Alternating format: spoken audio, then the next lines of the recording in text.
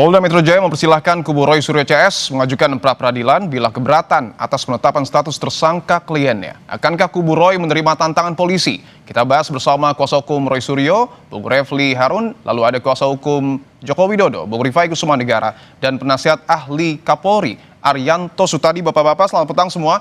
Selamat petang. Saya ingin ke Bung Refli dulu. Bung Refli, bahwa Kamis lalu pihak Anda ini mengkritik soal penetapan tersangka klien-klien Anda. Apa dasarnya? Mengapa kubu Anda mengkritisi hal ini?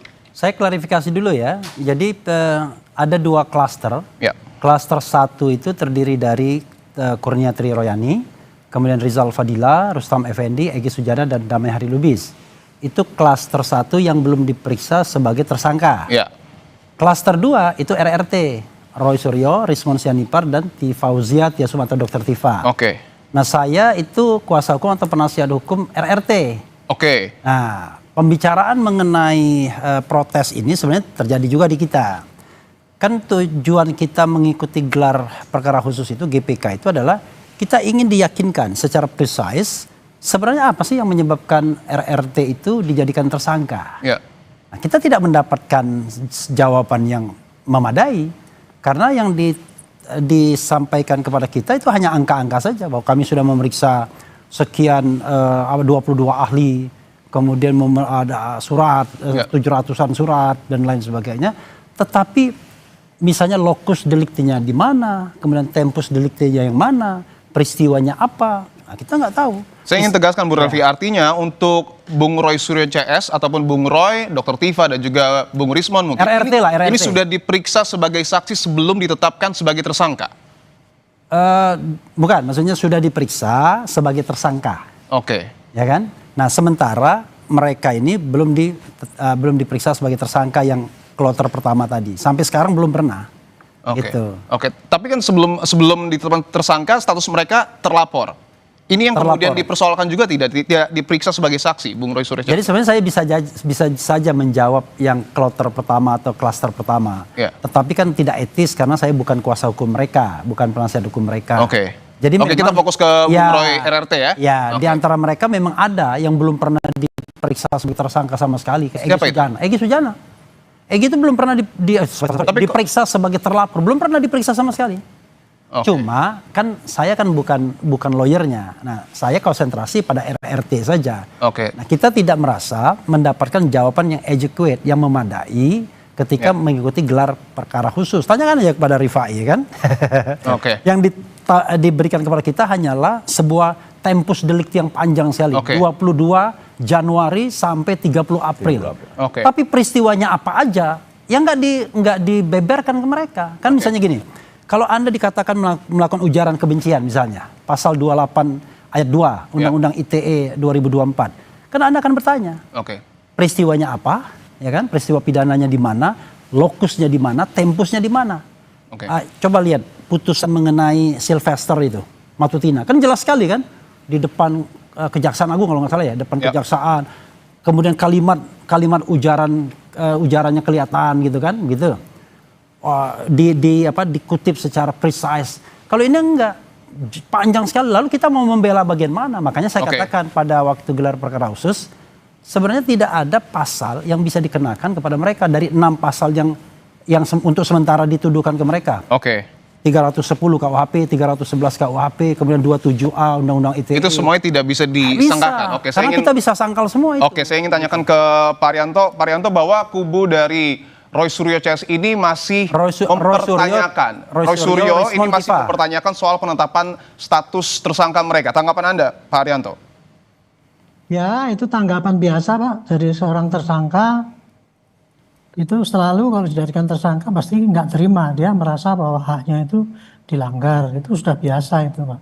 Tetapi yang namanya menetapkan tersangka itu ya, dari penyidik itu, dia hanya dasarnya kepada bukti awal, Pak.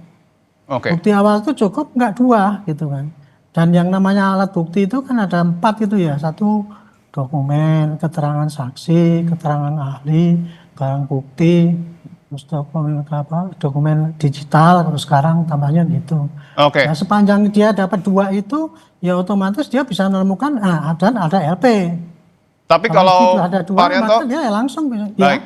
Tapi ketika ada narasi yang menyebutkan bahwa Bung Roy Suryo ini sebelum jadi tersangka ini tidak pernah diperiksa sebagai saksi, tapi langsung diperiksa sebagai terlapor, itu bisa ditetapkan langsung sebagai tersangka? Bukan, kalau yang namanya Pak Roy sama 3 tersangka yang belakang itu sudah diperiksa dulu pertama kali, diundang dari klarifikasi juga itu sudah diperiksa. Sudah diperiksa sebagai saksi ya? Jadikan tersangka, iya. Sudah kemudian setelah jadi tersangka dalam tahap penyidikan pun sudah diperiksa lagi. Bahkan itu kan durasinya kan mulai dari April sampai kemarin itu. Betul begitu ya, Bung Refli ya? Iya, Gini, kalau memang. saya ya. Tapi betul Karena sudah memang pernah diperiksa begitu. sebagai saksi atau belum sebenarnya ini? Jadi gini, saya tidak mau menjawab itu ya, karena yang konsentrasi saya adalah pasal-pasal yang dikenakan. Kalau itu kan tanyakan kepada yang kloter yang pertama. Artinya tidak bisa ditanyakan ke RRT? Bisa saja, tetapi saya merasa nggak punya hak untuk menjawabnya. Itulah. Yang punya hak untuk menjawab mereka. Tetapi kalau ditanyakan kepada saya, apakah pasal-pasal yang dikenakan kepada mereka yang RRT itu 6 pasal tersebut memadai, sudah jelas, sudah tegas. Saya mengatakan pasal-pasal tersebut nggak jelas. Bahkan saya mengatakan sontoloyo dalam beberapa kesempatan. Oke. Saya bisa tunjukkan sontoloyonya di mana. Nah, jadi ini kan kita berargumentasi, bukan kita bicara tentang soal klasik. Wah, kalau tersangka pasti ngomongnya begitu. Enggak begitu dong, Pak Arianto. Dengarkan dulu Iya dong. argumentasinya saya kan apa, boleh ya kan? pandangan saya kan, Pak. Nah, jadi argumentasi yang kita bangun apa? Makanya Anda tanya, kenapa 6 pasal itu kita anggap sontoloyo atau tidak memadai, tidak adequate untuk dikenakan kepada RRT. RRT sekali lagi ya, Roy RRT ya. Saya ingin tanyakan ke Bung Rifai bahwa 6 pasal yang kemudian disangkakan kepada RRT ini disebut sontoloyo. Tapi tahan dulu, kita akan kembali membahas terkait dengan polemik ijazah Jokowi usai jeda. Tetaplah di Kompas Petang. Kami lanjutkan dialog terkait dengan polemik ijazah Jokowi. Saya ingin ke Bung Refli. Bung Refli, singkat saja. Dari 6 pasal yang kemudian Anda pertanyakan dan disebut tidak bisa disangkakan kepada trio RRT, pasal mana yang paling tidak bisa dilekatkan? Pasal 32 dan pasal 35 Undang-Undang ITE 2008. Alasannya? Alasannya karena contohnya misalnya Roy Suryo dianggap mengedit sebuah dokumen agar tampak otentik. Dari mana Roy Suryo ada Tifa kemudian Rismon mengedit dokumen agar otentik? Yang dikatakan sebaliknya bahwa dokumen itu palsu. 99,9% palsu. Lah, kok malah dituduh dia mengedit suatu dokumen yang palsu atau yang tidak beres menjadi yang tampak otentik? Kan terbalik malah. Saya ingin tanyakan salah satunya ya. Baik, saya ingin tanyakan ke Bung Rifai, ada 6 pasal yang paling utama adalah Roy Suryo disebut tidak mengedit ijazah Jokowi. Tanggapan Anda? Jadi pertama yang kami laporkan ini 5 pasal, bukan 6 pasal ya. Yaitu 310, 311, 27A, 32 dan 35. Sementara 310 dan 311 itu sebenarnya rujukannya ke 27A. Karena di 27A lah 2 pasal itu masuk karena ini spesifik dilakukan di sosial media ya. Lalu mengenai 32, 35 ini sebenarnya clear sekali sebagaimana pemirsa juga ketahui bahwa sejak Januari sampai April Bang Roy Suryo, Rismon khususnya ya, melakukan atraksi IT di sejumlah media, termasuk sosial media ya, di mana beliau menggunakan berbagai aplikasi ya, menguji seolah-olah ijazah digital dari Pak Jokowi dan menyatakan ijazah itu palsu. Nah, ini yang membuat khususnya Pak Jokowi merasa penasaran, kok bisa ijazah yang beliau dapatkan secara sah dari UGM setelah mengikuti 5 tahun kuliah, tahu-tahu dinyatakan ini menjadi palsu dengan sebuah aplikasi tertentu yang digunakan oleh mereka. Sehingga ini ingin didalami, kok bisa kemajuan teknologi mengubah sesuatu asli menjadi palsu. Ya, karena itu kita minta pihak penyidik untuk mendalami. Kembali lagi, ini kan persangkaan pelaporan di awal, bahwasanya dalam penyidikan tidak terbukti di drop, kami juga tidak keberatan. Tapi nyatanya sampai dengan kemarin terakhir penetapan tersangka, pasal ini hidup. Bahkan dikuatkan juga oleh berbagai alat bukti, termasuk juga sejumlah ahli, ya, ahli digital forensik, ahli IT. Ya. Jadi sejauh ini mungkin dugaan kami bahwa memang ada penggunaan, pengubahan, pemotongan data, lalu rekayasa IT, itu terbukti adanya dalam konteks persangkaan ya. Kembali lagi ini masih persangkaan, nanti akan diuji di pengadilan, kami terbuka saja, silakan. Kemarin juga waktu digelar, kami sampaikan, kalau memang alat bukti yang kuat, ya lanjutkan, kalau tidak alat bukti yang tidak kuat, ya di-drop saja pasalnya. Tapi rupanya dari kesimpulan penyidik, mereka telah mendapatkan alat bukti yang cukup untuk tetap mencoba menguji pasal 32 dan 35, karena ini bahaya sekali, Mas. Masyarakat itu kalau hanya sekedar dengan Pak Roy bicara palsu-palsu, mungkin orang bisa mengabaikan. Tapi pada saat digunakan satu atraksi IT, ini bisa masyarakat langsung terprovokasi, bahkan cenderung percaya. Ini sangat bahaya. Di era post-truth ini, penggunaan IT betul-betul harus hati-hati, apalagi kalau sampai merugikan atau mencemarkan. Coba saya bacakan pasalnya ya. Boleh saya ke Pak Arianto dulu ya. Saya ke silakan. Pak Arianto dulu. Pak Arianto, bahwa ini dipersoalkan adalah pasal 3235 dan penyidik ini dalam tanda kutip menyasar trio RRT, bukan yang pengupload. Apakah ini sudah tepat, Pak Arianto? Saya tidak akan mengatakan itu tepat atau tidak ya. Karena saya itu nggak ngelihat alat buktinya yang ada. Tapi yang ingin saya sampaikan di sini adalah penyidik itu memasukkan pasal-pasal itu ya. Itu berdasarkan bukti-bukti yang ada, bukti digital yang dikumpulkan yang ada 710 itu, dan kemudian keterangan daripada para pahdi, keterangan ahli yang mengatakan kalau begini ini masuk pasal ini apa tidak, kemudian saksi-saksi yang lain yang menguatkan apakah bukti ini benar atau bukti yang direkayasa apa tidak. Dari situlah kemudian ditetapkan bahwa itu pasalnya masuk, bukan penyidik yang menentukan, tapi dari semua ya alat bukti yang ada dikumpulkan, masuk, dihitung-hitung, oh dia lebih daripada 2, ya sudah jadi. Perkara itu nggak diakui, ya wajar saja. Seperti saya katakan ya, saya pengalaman penyidik itu ratusan bahkan ribuan kali kasus. Di setiap penyidikan kasus, pasti tersangka maupun penasihat hukumnya menyatakan bahwa tersangkanya itu tidak bersalah. Itu sudah umum gitu. Nah, kalau ada kayak gitu, ya tinggal pra-peradilan saja. Gak susah itu Pak, ya gitu masih. Soal pra-peradilan yang kemudian menjadi tantangan dari polisi, Bung Refli, apakah kemudian pihak Anda akan menjawab dengan melakukan pra-peradilan? Sebenarnya saya belum puas dengan pasal 35 tadi ya, itu simplifikasi yang dikatakan itu. Tetapi intinya adalah saya satu poin ya, yang tepat untuk pasal 35 itu Andi Azwan ya, bukan Roy Suryo, karena Andi Azwan mengatakan dia mendapatkan scan asli, padahal ternyata setelah diteliti bukan scan asli, tapi dia mengambil juga dari upload. Dan sudah dilaporkan ke polisi. Nah, mengenai pra-peradilan, begini, kita ini kan seolah-olah everything is okay, ya kan? Negara hukum Indonesia, the rule of law dan lain sebagainya. Enggak begitu dong bro, ya kan? Kita tahu bahwa banyak hal-hal yang kemudian penegakan hukum itu enggak normal. Makanya saya katakan, if you're part of the government, then pra-peradilan itu gampang, bisa lolos. Tapi ketika Anda pada posisi yang berbeda, Anda harus hati-hati, bisa jadi jebakan Batman. Gini. Maksudnya apa itu? Gini, dari GPK tadi gerakan dari gelar perkara khusus ya, kita tahu bahwa tidak ada hal yang rasional yang bisa menersangkakan RRT. Kan cuma dikatakan ada 700 bukti dan lain sebagainya. Seperti Pak Arianto bilang. Tapi tolong tunjukkan tempus deliktinya mana, lokusnya mana, peristiwanya apa, nggak bisa. Dia main blanket aja, wah disatukan saja begitu. Nggak bisa begitu tindak pidana, nggak boleh pakai kalau dia kena dia juga kena kan. Nah Nah karena itu kita lihat kalau kita melakukan pra-peradilan, teman kita berdiskusi tuh baru tadi. Ini bakal jebakan Batman, artinya it could be menjadi alat legitimacy bagi sebuah proses penyidikan yang unprofessional seperti ini. Artinya Anda ingin menyebut bahwa ketika mengajukan pra-peradilan sifatnya nanti akan tidak independen lembaga peradilan kita? Are you sure sudah independen right now? Saya balik tanya. Saya bertanyakan ke Pak Arianto. Silakan Pak Arianto. This is a challenge for you. Kita tuh negara hukum. Itulah memang instrumennya ya kayak gitu. Tapi kalau kemudian dengan asal-asalan ngomongin apakah nggak benar, jadi kalau gitu kita nggak boleh memakai gitu. Saya pikir ini kalau yang berbicara gitu orang yang nggak ngerti hukum, saya nggak apa-apa. Tapi kalau orang yang bicara mengenai hukum itu namanya menyesatkan itu. Kalau itu pandangan saya kayak gitu Pak.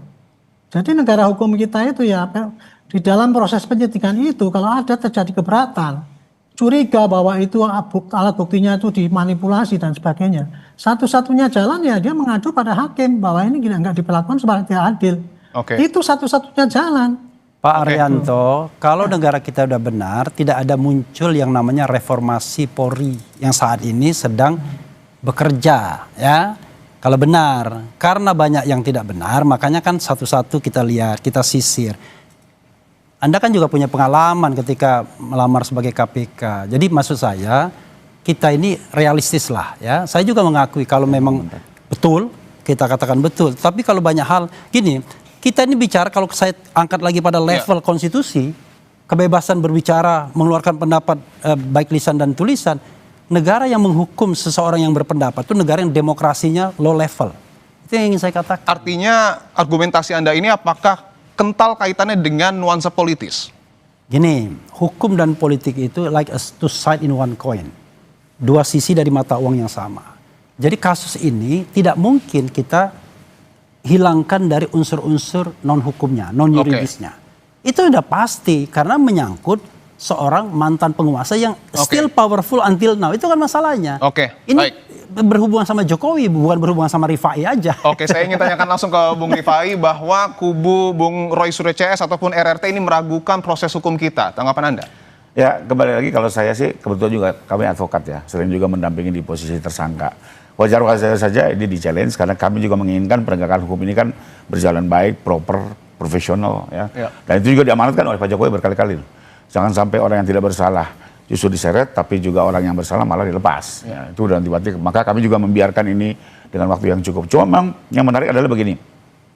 Sebenarnya penyidik berkewajiban menjelaskan ya pasal apa yang dituduhkan, apa peristiwa yang dituduhkannya, bahkan itu ada di dalam surat panggilan biasanya gitu. Nah kalau mau didalami bisa juga sebenarnya pengacara itu berkomunikasi dengan penyidik mendalami maksud dari surat panggilan ini. Ya kita berharap gelar perkara kemarin, tapi ternyata tidak. Ya, tapi juga yang disayangin Bang kemarin yang kita kan sama-sama digelar. Justru beberapa teman-teman malah membahas perkara di Mabes yang sebenarnya tidak ada kaitannya dengan perkara di Polda. Itu klaster 1, klaster 2 kan tidak. Terus ada lagi yang bicara ada laporan mau masuk nggak diterima. Itu kan nggak konteks, akhirnya nggak fokus. Tapi kalau fokus kemarin misalnya, ini pasalnya apa sih, perbuatannya apa gitu ya. Sementara juga kan kami juga melaporkan peristiwa di dalam LP itu. Ya. Peristiwa dan pasal. Ya, ada peristiwa, Bang. Peristiwa artinya apa yang membuat kami tercemar, yaitu 31 objek yang tertera gitu ya. Dan 3235 itu lebih kurang terkait dengan atraksi. Kami berpendapat atraksi yang dilakukan itu tidak sah sebagai digital forensik. Baik. Saya ingin tanyakan ke Bung Refli, penegasannya artinya apakah trio RRT ini akan mengajukan pra-peradilan? No. Tidak akan? Tidak akan. Karena saya katakan nanti hanya akan menjadi alat legitimasi bagi proses penyidikan yang menurut saya tidak profesional. Kalau dibilang proporsional, saya bilang tidak proporsional. Dibilang profesional, saya bilang tidak profesional. Dibilang independen, saya katakan tidak independen. Boleh dong saya pakai negative side ya kan. Karena klien saya yang diancam dengan hukuman 12 tahun penjara. You can imagine orang bikin buku, orang komentar di Twitter dan lain sebagainya, tiba-tiba ancaman hukumnya 12 tahun penjara. Masa hati nurani kita tidak tergerak dalam penegakan hukum seperti ini? Koruptor saja cuma dihukum 3,5 tahun dan lain sebagainya. Tiba-tiba orang yang menulis buku dengan referensi yang sangat bagus. Coba lihat Jokowi's white paper itu. Tulisan Dr. Tifa itu bahkan dikatakan itu setara dengan doktor, bayangkan. Anda belum baca kan? Rifai juga belum baca, coba baca bagiannya itu. Ya kan? Bagaimana referensi dan lain sebagainya. Itu tapi beda pandangan. Ya. Justru kalau kami lihat yang kami laporkan lagi-lagi temposnya 22 Januari sampai 30 April. Di seluruh tayangan tidak pernah 3 orang ini mengklaim saya sedang meneliti, saya sedang melakukan penelitian akademis. Nggak ada sama sekali. Tidak ada sama sekali? Tidak ada. Silakan buka, itu kan alat buktinya ada, tanggal-tanggalnya ada. Dan sampai sekarang ini masih tayang. Mereka langsung menyerang. Ini palsu, ini nggak bener, ini palsu begitu kan. Bahkan yang namanya hukum kalimatnya, itu mohon maaf, asingkan Jokowi, rusak kambangkan. Sehingga kita lihat, ini bagian dari kelompok Bang Egy yang kok menyerangnya brutal sekali, bahkan menggunakan alat bantu. Nah, lalu setelah kami laporkan, barulah ada isu baru bahwa mereka ini seolah-olah peneliti. Jadi kami sih menganggap soal penelitian ini adalah bagian dari upaya pembelaan. Gini, saya menghormati ya, saya tidak mau motong begitu aja gini. Gini ya. Kita harus bedakan kelompok Egy Sujana dengan kelompok RRT. RRT ini tidak ada kaitannya sama kelompok Egy Sujana. Kelompok Egy Sujana itu namanya TPUA, Tim Pembela Ulama dan Aktivis. Itulah yang pertama kali menggugat soal keaslian ijazah Jokowi. Sementara RRT ini datang belakangan. Rismon itu kan gara-gara dia melakukan uji forensik, digital forensik. Roy Suryo telematika. Nah sementara Dr. Tifa neuropolitika. Masa kita deklar, saya sedang melakukan penelitian dan lain sebagainya. Kan kita ngomong aja, tetapi begitu ada bukunya, begitu ada tulisan yang secara ilmiah bisa dipertanggungjawabkan, ternyata dia melakukan itu. Adapun biasalah kalau kandidat doktor dan lain sebagainya kan biasa kritis itu biasa kan, karena dia mengamalkan melaksanakan ilmunya. Baik, saya ingin tapi perbedaan dilakukan di sebuah media secara terbuka. Baik, kita sudah mencemarkannya, Pak. Kan biasa. Baik, kami sudah terima intinya. Saya ingin tanyakan ke Pak Arianto bahwa klaim dari Bung Refli Harun adalah dalam tanda kutip ya, ini peneliti ditersangkakan karena sudah meneliti ijazah Jokowi, warga negara yang sedang berpendapat mengeluarkan pendapat baik secara lisan maupun tulisannya dilindungi oleh konstitusi dan sedang bertanya kepada kepala negaranya yang ketika itu menggunakan ijazah untuk melamar sebagai presiden Republik Indonesia. Loh kok tersangkakan? Anda Pak Arianto terkait dengan pernyataan Bung Refli? Ya itu gitu ya. Di negara kita itu negara hukum ya. Apa yang bertindak dilihat di hukum itu bisa didefinisikan itu melanggar aturan apa tidak. Itu yang menentukan ahli-ahli yang tahu mengenai itu pelanggaran apa tidak. Kalau orang tidak ahli ya dia pakai berargumentasi dengan sudut pandang dia itu sebagai kebebasan berpendapat. Tetapi cara menyampaikan pendapat itu, ya kritik itu kalau berdasarkan dengan sopan itu mungkin tidak kena undang-undang. Tetapi kalau kritik itu disampaikan dengan menghujat sehingga menimbulkan kebencian, menimbulkan keonaran, perpecahan dan sebagainya, itu termasuk dalam satu delik. Itu jadi itu yang harus dilakukan pakai jalan hukum. Itu. Jadi kalau seandainya semua itu pada konstitusi nggak jelas itu. Memang konstitusi kan memberikan kebebasan berpendapat, tapi caranya ada. Caranya itu dengan cara harus mempertimbangkan kepentingan bangsa, kerukunan bangsa, tidak seenaknya sendiri. Kalau semua itu dibiarkan seenaknya sendiri kan rusak negara ini gitu. Jadi negara itu rusaknya itu bukan karena kita aparatnya yang nggak benar, tapi termasuk para ahli yang ngarang-ngarang juga itu tadi yang bikin negara ini kacau. Pak Arianto ini tidak ahli konstitusi, yang ahli konstitusi itu saya, ya. Iya, Anda nggak ahli, tapi nggak ahli pidana kan? Baik, Bapak-bapak, kami sudah dapat poinnya. Dan itu penerangannya menyesatkan, itu yang saya tidak bisa terima. Baik, terima kasih Pak Arianto, Bung Refli, Bung Rifai. Bukan tupoksinya penasihat Kapolri begitu. Baik, kami sudah dapat poinnya. Terima kasih Bung Refli, Bung Rifai, dan Pak Arianto telah bergabung di Kompas Petang. Kita tunggu proses hukum selanjutnya terkait dengan polemik ijazah Jokowi.